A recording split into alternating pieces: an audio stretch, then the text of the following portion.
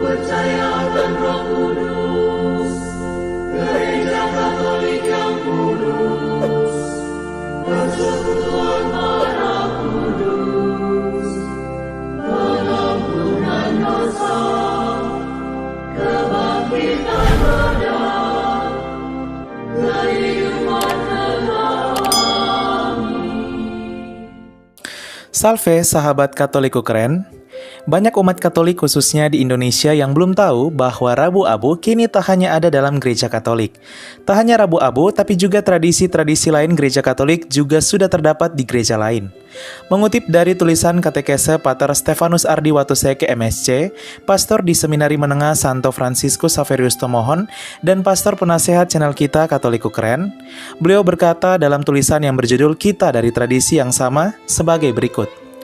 Beberapa bulan yang lalu, heboh di jagat media sosial umat Kristiani, foto pendeta Gilbert Lumoindong, pendeta dari Gereja Betel Indonesia beraliran karismatik, memakai kasula pada salah satu ibadah pernikahan, di mana kasula merupakan busana liturgi gereja Katolik. Beberapa hari yang lalu juga heboh dari saudara-saudari Gemit, Gereja Masei Injili Timor, karena Gemit Jemaat Paulus Klasis Kota Kupang sudah menyelenggarakan ibadah Rabu Abu yang merupakan tradisi gereja Katolik. Pun, ada juga keriuhan ketika seorang pastor Katolik di Jakarta memimpin ibadah dan berkhotbah dan diundang di ibadah Rabu Abu yang sudah diadakan oleh GPIB atau Gereja Protestan di Indonesia bagian Barat. Ada yang pro dan kontra, kebanyakan karena emosional belaka dan kurangnya informasi. Ketika melayani di Jawa Tengah, saya juga menyaksikan sendiri GKI atau Gereja Kristen Indonesia dan GKJ atau Gereja Kristen Jawa menyelenggarakan ibadah Rabu Abu dan tradisi liturgi gereja Katolik lain yang disesuaikan dengan teologi dan tradisi mereka. Sahabat Katoliku keren, tak hanya Rabu Abu, sebelumnya tradisi Kamis Putih dan Minggu Palma, gereja Katolik juga sudah dipakai oleh gereja lain. Ada juga salib-salib berkorpus atau salib yang ada patung Yesusnya, juga sudah dipakai oleh saudara-saudari kita non-Katolik, baik dipasang di rumah maupun di gereja. Ada juga penggunaan lilin dalam peribadatan, penggunaan patung-patung suci, penggunaan gambar 14 perhentian jalan salib, dan masih banyak lagi tradisi gereja Katolik yang sudah mulai diadopsi yang bisa kita lihat dari saudara-saudari kita gereja Kristen non-Katolik akhir-akhir ini. Pater Ardi berkata, hal ini membuat gelisah sebagian umat Kristiani yang Katolik akan merasa bahwa tradisi mereka yang biasanya dihina oleh oknum tertentu di aliran non-Katolik dicuri. Beberapa oknum di Protestan yang merasa iritasi dengan apapun yang berbau Katolik pasti akan merasa dihina. Hal ini tak terhindarkan, apalagi ada warisan konflik sebagai residu dari perdebatan teologis dan liturgis masa silam. Di sisi lain ada pula sentuhan politik, sehingga perbedaan itu makin meruncing. Saudaraku, semua umat Kristiani terkasih, patut disadari bahwa Protestan juga mengecap tradisi kekristenan Barat karena keluar dari gereja Katolik yang sangat kental dengan tradisi dan liturgi.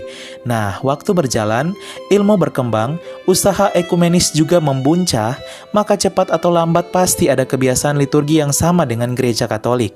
Di Indonesia, karena hal ini jarang diketahui maka menimbulkan perdebatan yang keras di media sosial. Padahal, hal ini merupakan sesuatu yang biasa di luar negeri, yaitu di Eropa dan Amerika Serikat, di mana melihat uskup, imam, kasula, Rabu Abu, jalan salib, pekan suci, kalender liturgi, altar, dan kekhasan Katolik lain sudah dipakai oleh gereja-gereja Protestan di Eropa dan Amerika Serikat. Nah, sahabat Katoliku keren, kira-kira bagaimana ya sikap kita sebagai umat Katolik menyikapi hal ini dengan tepat? Berikut 3 pesan dari Pater Ardi. Pertama, kesatuan para murid adalah doa Yesus bagi para muridnya. Itu juga yang didoakan pada pekan suci, supaya semua pengikut Kristus ada dalam satu kawanan dengan Kristus sebagai gembala. Pelan tapi pasti, kesatuan iman akan tercapai dengan hal-hal liturgi dan tradisi yang kita warisi bersama dari para rasul dan gereja mula-mula. Kedua, bagi umat Katolik, kalau ada saudara-saudari kita Protestan yang liturginya mirip dengan gereja Katolik, jangan dibully, kita justru harus bersyukur. Ketiga, bagi yang Protestan, yuk kita belajar dan mendalami bersama liturgi dan tradisi kekristenan. Liturgi dan tradisi itu indah dan mulia. Saya mendalami liturgi Barat salah satunya dengan bantuan Pendeta Rasid Rahman dalam bukunya Hari Raya Liturgi, Sejarah dan Pesan Pastoral Gereja, serta buku dari Pendeta E.H. Van Ols yang berjudul Alkitab dan Liturgi. Kedua buku ini diterbitkan dan dicetak lagi oleh BPK Gunung Mulia. Sahabat Katoliku keren, semoga tidak hanya mengikuti tradisi tetapi kelak sungguh bersatu penuh dengan gereja yang satu, kudus, katolik, dan apostolik. Seperti doa Yesus, semoga mereka menjadi satu. Dan doa ini sering kita bawakan dalam misa, tepatnya doa syukur agung yaitu persatuan umat Kristiani.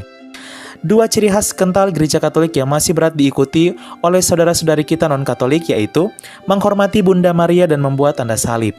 Dan jika saudara-saudari kita sudah mengikutinya, kita patut bersyukur dan ucapkan selamat datang kembali ke rumah yang sejati, welcome home. Bangga ya menjadi bagian dari gereja Katolik, gereja yang melestarikan tradisi dan ajaran asli Kristus bukan manusia sejak zaman para rasul dan gereja perdana. Tetaplah setia dengan iman Katolik yang kudus. Selamat menjalani masa Prapaskah, Salve. Keluarga kami dibangun dari berbagai bangsa, baik orang tua maupun muda, kaya dan miskin, pria dan wanita, orang yang berdosa maupun yang kudus. Keluarga kami selama berabad-abad telah ada di dunia ini. Dengan rahmat Tuhan, kami membangun rumah sakit dan merawat orang sakit.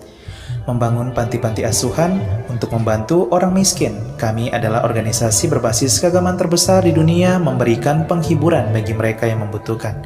Kami mendidik lebih banyak orang dibandingkan organisasi lain. Kamilah yang mengembangkan metode ilmiah dengan pembuktian yang ilmiah juga. Kami mengembangkan sistem pendidikan dunia dan memperjuangkan hak dalam kehidupan setiap manusia maupun juga dalam pernikahan dan keluarga. Banyak kota di dunia diberi nama orang kudus kami menjadi inspirasi atas jalan suci mereka. Dibimbing oleh Roh Kudus, kamilah yang membuat Alkitab dan melestarikan tradisi suci.